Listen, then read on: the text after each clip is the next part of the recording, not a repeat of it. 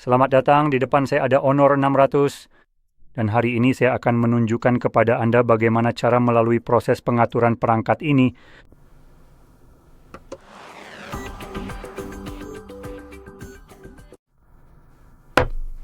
Jadi untuk memulai, ketika Anda menyalakannya untuk pertama kali, Anda akan melihat layar yang sama seperti yang saya tampilkan di sini. Dan yang perlu kita lakukan di sini hanyalah mengklik tanda panah. Selanjutnya kita akan memilih bahasa. Tapi sebelum kita memilih bahasa, sebenarnya mungkin sebaiknya kita pilih bahasa dulu, jika Anda bisa. Jadi pilih bahasa manapun yang ingin Anda gunakan, lalu kita bisa membahas tentang bantuan membaca. Di sini jika Anda memiliki gangguan penglihatan, Anda bisa melihat beberapa opsi terbatas di sini. Jadi kita punya fitur seperti pembesaran, penyesuaian ukuran teks, teks kontras tinggi, dan tombol kontras tinggi. Itulah sejauh mana opsi yang tersedia selama proses pengaturan, namun perlu diketahui di bagian aksesibilitas pada pengaturan akan ada lebih banyak opsi yang bisa Anda gunakan. Namun untuk pengaturan awal Anda harus menggunakan opsi yang terbatas ini. Oke, selanjutnya sekarang kita memilih wilayah Anda. Aduh, saya tidak mau pilih UK.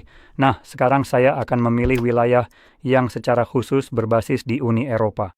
Dan ini bukan karena saya berasal dari sana meskipun memang begitu, tapi terutama karena Uni Eropa sangat ramah konsumen dan ketika berbicara soal hukum. Jadi idenya di sini adalah jika Uni Eropa membuat undang-undang yang ramah konsumen dan membuat suatu korporasi mengalami masalah besar, kemungkinan besar mereka hanya akan menerapkannya di Uni Eropa. Dan jelas akan mengabaikan perubahan ini di tempat lain. Dan jika kamu memilih bahwa kamu berasal dari Eropa, misalnya Polandia, kemungkinan besar, bahkan saat kamu tidak berada di sana, kamu bisa saja termasuk dalam perubahan ini yang tentunya akan menguntungkanmu.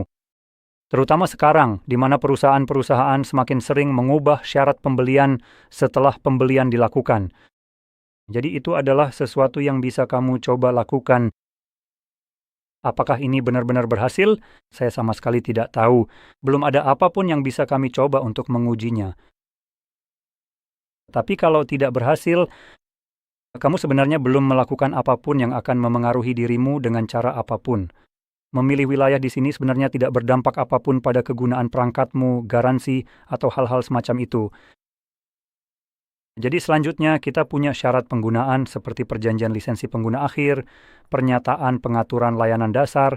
Maaf, lalu ada beberapa hal opsional yang menurut saya tidak perlu dicentang, jadi kita hanya akan memilih dua ini saja. Kamu juga bisa mengetuk detail untuk membaca dengan tepat apa yang sebenarnya kamu setujui. Atau kamu bisa seperti kebanyakan orang dan tidak membaca syarat layanan, itu tidak apa-apa. Kita punya hal lebih penting untuk dilakukan. Lanjut, masukkan kartu SIM. Langkah ini sepenuhnya opsional.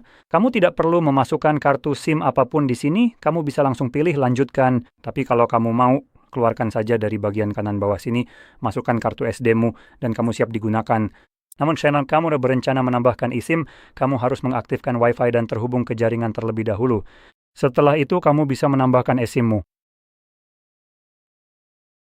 Dan ini adalah koneksi jaringan. Sekarang ini akan muncul baik kamu memilih lanjutkan atau eSIM. Ini hanya untuk menambahkan eSIM. Kamu dan harus terhubung ke salah satu jaringan. Dan jika kamu memutuskan untuk lanjut saja, kamu bisa melewati bagian ini. Bagaimanapun juga, sekali lagi langkah ini opsional di sini, jadi kita bisa melewatinya jika tidak ingin terhubung. Itulah yang akan saya lakukan. Dan selanjutnya kita punya perlindungan perangkat. Jadi di sini kita punya 3 hal yang berbeda. Sebenarnya ada lebih banyak lagi, tapi ada 3 kategori berbeda. Mari kita sebut saja begitu. Jadi kita punya sidik jari, pengenalan wajah, dan di bawah kata sandi ada pin, pola, atau kata sandi. Dan kamu harus memilih pin, pola, atau kata sandi jika Anda centang gerawan dan pengenalan wajah dan sidik jari atau keduanya. Alasannya adalah karena ini biometrik, dan biometrik tidak 100% dapat diandalkan. Jadi terkadang keduanya gagal dan kamu tidak akan bisa mengakses perangkatmu. Kamu selalu bisa mengandalkan pin, pola, batin, atau kata sandi itu yang selalu dapat diandalkan. Selama kamu tidak benar-benar dalam keadaan kacau, sampai-sampai kamu tidak bisa memasukkan pin, pola, atau kata sandimu dengan benar. Bagaimanapun juga, kamu juga bisa memilih untuk tidak melindungi perangkatmu sama sekali dengan memilih nanti. Sekarang itu memang pilihan, tapi saya tidak menyarankan menggunakannya. Alasannya adalah jika suatu saat kamu katakanlah benar-benar dalam keadaan kacau dan kehilangan ponselmu, Siapapun yang menemukan ponsel itu akan lebih baik jika mereka tidak bisa mengakses semua yang ada di perangkatmu tanpa masalah apapun. Selain itu, biasanya jika, atau mungkin tidak selalu jika kamu juga kehilangan perangkatmu, dan seseorang memutuskan untuk menyimpan perangkat itu alih-alih, saat kamu tahu, mencoba mengembalikannya untuk menjadi orang baik, setidaknya kamu bisa merasa puas bahwa siapapun bajingan yang memutuskan untuk menyimpan ponsel itu tidak akan benar-benar bisa menggunakannya. Karena biasanya ketika kamu mengaktifkan kunci layar dan juga akun Google sudah masuk di ponselmu, seperti kebanyakan orang, saat ponsel itu di-reset. Karena jujur saja, tanpa mereset, untuk mengaksesnya kamu harus tahu PIN, pola, atau kata sandimu. Seberapa besar kemungkinan orang asing di jalan bisa menebak PIN, pola, atau kata sandimu dengan benar? Menurutku hampir tidak ada. Jadi mereka mungkin akan langsung mereset ponsel itu sebagai pilihan paling logis. Dan ketika mereka melakukannya, perangkatmu pada saat itu akan terkunci, artinya orang tersebut saat proses pengaturan harus memverifikasi kunci layar atau akun Google yang memang sudah masuk sebelumnya. Dan mereka seharusnya tidak bisa memverifikasi salah satu dari keduanya, jadi mereka akan terjebak dengan perangkat yang pada dasarnya hanya jadi batu bata mewah. Jadi setidaknya kamu bisa merasa puas dengan itu. Itu alasannya. Lewati saja karena bukan milikku, jadi tak akan kupakai. Jadi aku sarankan lakukan seperti yang aku katakan, bukan seperti yang aku lakukan. Selanjutnya, kita punya layanan Google. Dan di sini kita punya beberapa sampah yang akan aku habiskan sedikit waktu untuk benar-benar mengkritiknya habis-habisan. Jadi mari kita mulai dari lokasi. Gunakan lokasi memungkinkan aplikasi dan layanan dengan izin lokasi untuk menggunakan lokasi perangkatmu. Lokasi. Akurasi menggunakan informasi tentang sinyal nirkabel seperti titik akses Wi-Fi, menara jaringan seluler, dan GPS bersama dengan data sensor perangkat, dan bla bla bla. Oke, dan sekarang jika kamu mematikan ini, sebenarnya itu juga akan mematikan yang satunya lagi. Tapi aku akan membahas itu sebentar lagi. Sekarang opsi yang satu ini hanya mencegah aplikasi dan layanan agar tidak bisa menggunakan lokasi. Sekarang seperti sistem operasi Android tidak termasuk dalam kategori yang sama, meskipun sebenarnya bisa saja dianggap sebagai layanan juga. Dan di atas itu semua, ini sebenarnya lebih seperti semacam pedoman. Menurutku, meskipun kamu secara hukum memberitahu aplikasi untuk tidak melakukan ini, mereka juga tidak akan secara hukum bilang ke kamu untuk urus sendiri. Dan mereka akan melakukan apapun yang mereka mau. Dan untuk memberikan gambaran kasusnya, kalau tidak salah ingat itu Facebook. Jelas kamu tahu si Zuck yang creepy itu kan? Orang brengsek yang creepy ini adalah orang yang akan melakukan hal seperti ini dan akan ketahuan secara terang-terangan. Kamu tahu, seperti tangan kecilmu tertangkap di toples kue. Tapi ya, si licik kecil ini adalah orang yang pada dasarnya akan mengumpulkan data kamu tanpa izin, bahkan ketika kamu sudah dengan jelas melarangnya, ketika kamu menolak akses lokasi dan hal-hal semacam itu. Aplikasi brengsek ini tetap saja akan melakukannya diam-diam di belakangmu. Dan mencari segala cara yang mungkin untuk mencoba mengakses informasi di perangkatmu, pada dasarnya untuk mencurinya supaya mereka bisa menjualnya habis-habisan, dan itu sepenuhnya melanggar hukum, omong-omong. Jadi ya, mereka ketahuan dan kalau tidak salah ada gugatan class action yang memang sudah sepantasnya. Tapi bagaimanapun, semua hal di sini saya sarankan untuk dimatikan karena tidak ada satupun yang benar-benar menguntungkanmu.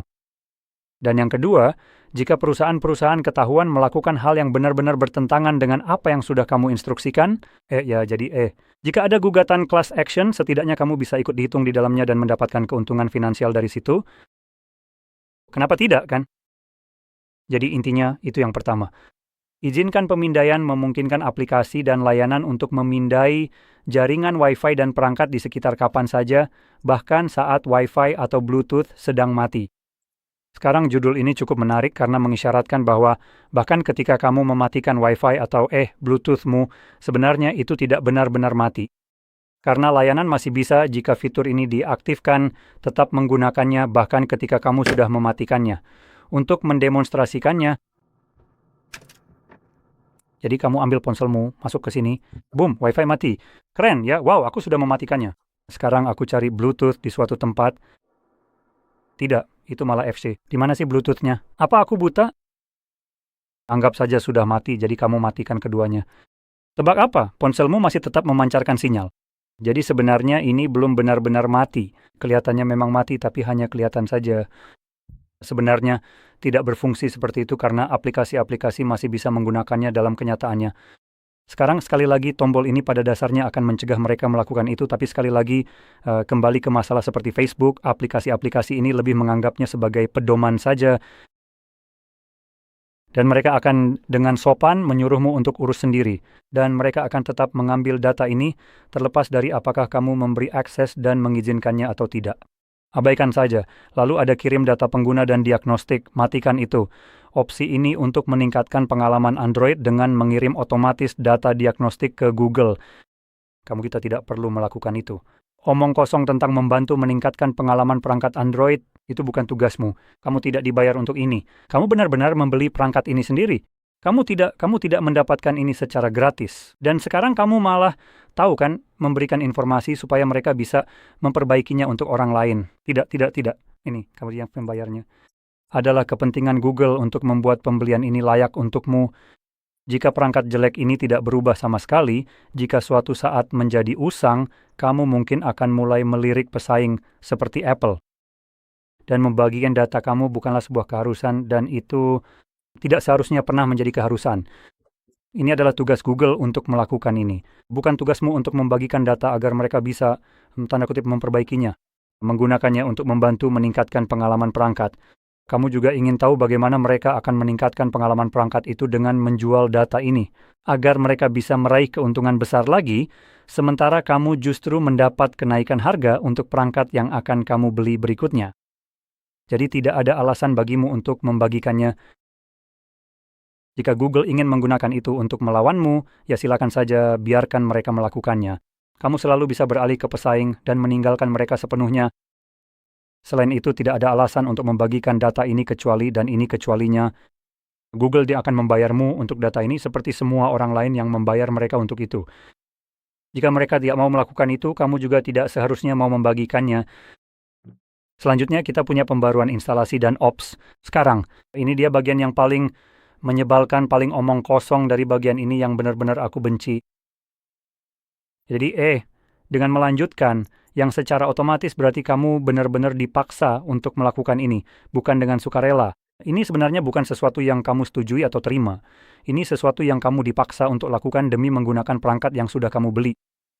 Jadi, dan omong-omong, bukan berarti kamu bisa langsung menghapus Android di sini dan memasang sesuatu yang lain, karena sekarang ini setiap perusahaan berusaha memaksamu untuk menggunakan hal ini tanpa memberikan pilihan lain.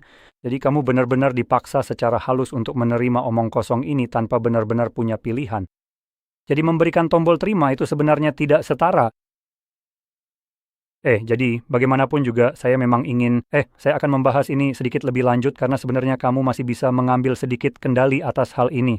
Tapi mari kita jelaskan dulu hal ini. Jadi, dengan melanjutkan, kamu setuju bahwa perangkat ini bisa secara otomatis mengunduh dan memasang pembaruan serta aplikasi dari Google. Sekarang, mengunduh dan memasang aplikasi. Jadi artinya perangkat ini bisa saja mengunduh aplikasi apapun yang diputuskan Google kapan saja dalam hal ini, dan kamu bahkan tidak tahu apa yang akan dilakukan aplikasi itu. Maksud saya jika kita sedang membicarakan masa depan kan? Misalnya Google memasang sebuah aplikasi yang memaksa kamu masuk ke model langganan, dan kamu harus menggunakan aplikasi itu, membukanya, membayar mereka agar bisa menggunakan sisa perangkatmu. Nah, ini memang contoh yang sangat, kamu tahu, ekstrem tentang apa yang mungkin terjadi. Tapi, ya ini memberi mereka kemampuan untuk melakukan itu. Dan kamu dipaksa untuk menyetujui hal ini. Tapi itu satu hal. Hal lain adalah memasang pembaruan dan hal-hal semacam itu. Sekarang, secara teknis, kamu bisa mematikan pemasangan pembaruan untuk Android dan hal-hal lain serta aplikasi di pengaturan. Tapi sebenarnya bukan itu yang sedang dibicarakan di sini. Yang dibicarakan di sini adalah sesuatu yang tidak disebutkan namanya, yaitu layanan pembaruan OTA.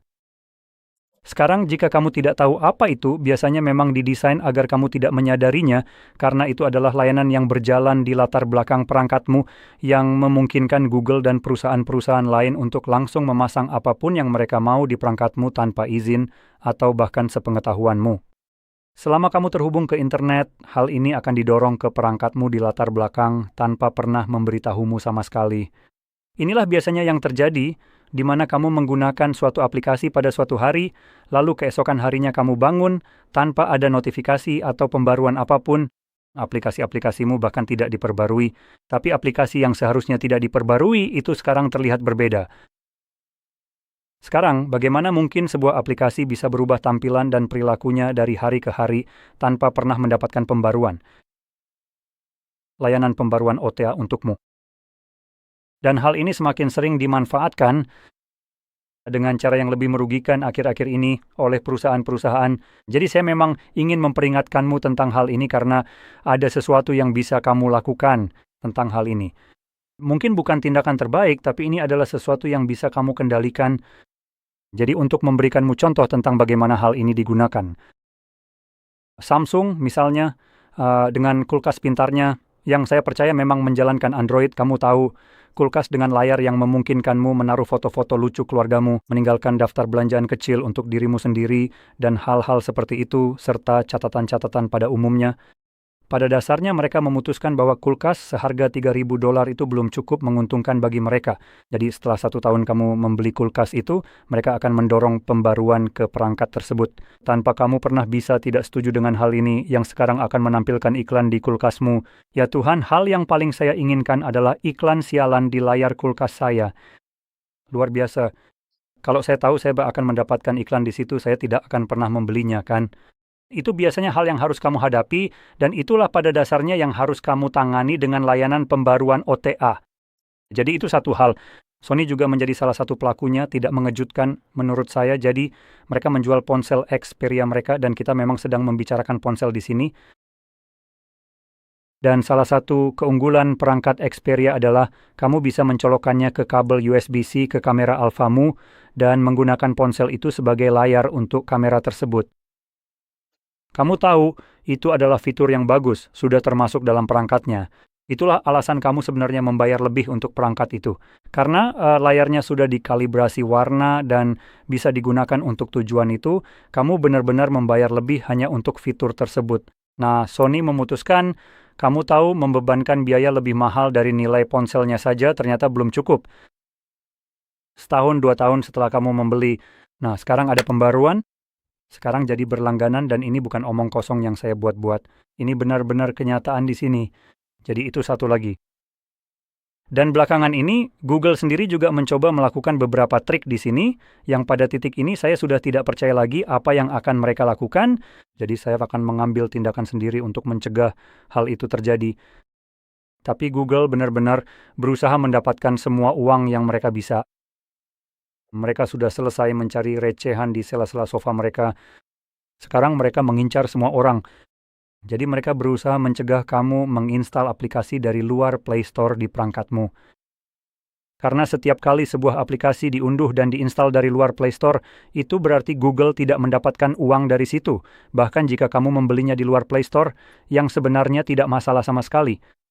Jadi sekarang mereka muncul dengan ide cerdik bahwa mereka akan melindungi kamu, dan kamu tidak punya pilihan apakah ingin atau tidak ingin dilindungi dengan cara seperti ini. Itu bukan keputusanmu. Ternyata itu keputusan Google, dan kamu tidak bisa tidak setuju dengan hal ini. Jadi mereka akan melindungi kamu dari aplikasi malware bukan dengan memperbaiki Play Store mereka yang juga punya masalah serupa, tapi dengan memaksa pengembang aplikasi untuk menandatangani aplikasi mereka agar kamu bisa menginstalnya di perangkatmu dari luar Play Store. Jadi pada dasarnya mereka tidak mau repot dengan aplikasi-aplikasi itu, tapi mereka tetap ingin mendapat bagian dari keuntungan aplikasi tersebut. Jadi sekarang mereka memaksa orang, atau akan mencoba memaksa orang untuk menandatangani aplikasi mereka. Dan dalam hal ini, dengan melakukan itu, pengembang aplikasi harus membayar semacam tebusan kepada Google agar aplikasinya bisa ditandatangani. Dan di atas itu semua, dia juga harus memberikan informasi pribadinya untuk alasan yang sangat bodoh yang menurut saya sama sekali tidak bisa diterima. Dia tidak mengembangkan aplikasi itu untuk Google, dia mengembangkannya untuk orang lain. Kalau saya tidak merasa aman untuk menginstalnya, maka saya tidak perlu melakukannya.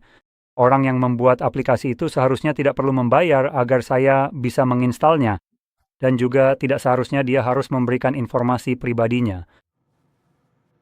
Jadi intinya, yang bisa kamu lakukan adalah mengunduh aplikasi yang memungkinkan kamu melihat proses-proses latar belakang seperti layanan pembaruan OTA itu. Dan langsung saja hapus itu. Sekarang layanan itu bertanggung jawab untuk memasang patch keamanan jika ada kerentanan pada perangkatmu tanpa kamu perlu melakukan apapun. Tapi sejujurnya, ketika sebuah perusahaan bisa mengubah syarat pembelian setelah pembelian dilakukan dan melakukan apapun yang mereka mau dengan perangkat itu. Dengan perangkat itu kapan saja, dan kamu harus setuju dengan itu, rasanya itu seperti sebuah kerentanan juga, kamu tahu. Saya lebih memilih mengambil risiko dengan virus yang mencoba memata-matai saya, daripada perusahaan yang punya kemampuan untuk mengubah cara perangkat saya beroperasi kapan saja, di waktu manapun. Jadi, dengan sedikit curhatan itu, mari kita lanjutkan. Dan selanjutnya kita punya perangkat atau data dan privasi yang agak lucu, mengingat ini dari perangkat Honor juga berjalan di Android. Jadi saya akan abaikan saja ini. Selanjutnya kita punya layanan yang ditingkatkan. Jadi pelanggan yang terhormat, Magic Quest menyediakan berbagai macam bla bla bla. Tahukah kamu? Tidak, terima kasih. Intinya, ini mirip seperti Google yang mencoba mengambil data kamu supaya bisa dimonetisasi. Hal serupa juga terjadi di sini. Pastikan perangkat lunakmu selalu diperbarui. Itu terserah kamu. Pada dasarnya, ini tentang pembaruan Android dan semacamnya. Kalau kamu mau, silakan saja. Kalau tidak, tombolnya tersembunyi di sini, di teks berwarna biru. Dan kita akan memilih abaikan. Sekarang pembaruan akan dilakukan secara manual. Ini juga memberitahu kamu bahwa sekarang ada tombol AI. Apa yang berbau AI dari tombol itu? Apa yang bisa dilakukan? Tombol itu bisa melakukan apa yang dilakukan tombol biasa. Itu hanya tombol, tidak ada AI-nya. Fitur yang diluncurkan mungkin saja berbasis AI, tapi tombolnya sendiri bukan. Dan tidak ada yang bisa kamu lakukan di sini. Jadi kita bisa langsung pilih tombol, lanjutkan navigasi sistem dengan gestur, pilih saja yang kamu mau, gaya layar utama, jadi kita punya standar dan kita punya optro, pilih saja yang kamu inginkan. Kalau kamu tidak tahu bedanya, standar adalah yang semua aplikasimu ada di layar utama dan tidak ada laci aplikasi yang bisa kamu geser ke atas. Nah, laci aplikasi akan menyembunyikan aplikasi-aplikasimu dengan rapi sebagian besar, dan laci aplikasi ini mengatur aplikasi secara alfabetis. Dan selesai. Sekarang kita sudah selesai dengan pengaturannya. Jadi, jika kamu merasa ini sangat membantu, jangan lupa untuk tekan like, subscribe, dan terima kasih sudah menonton.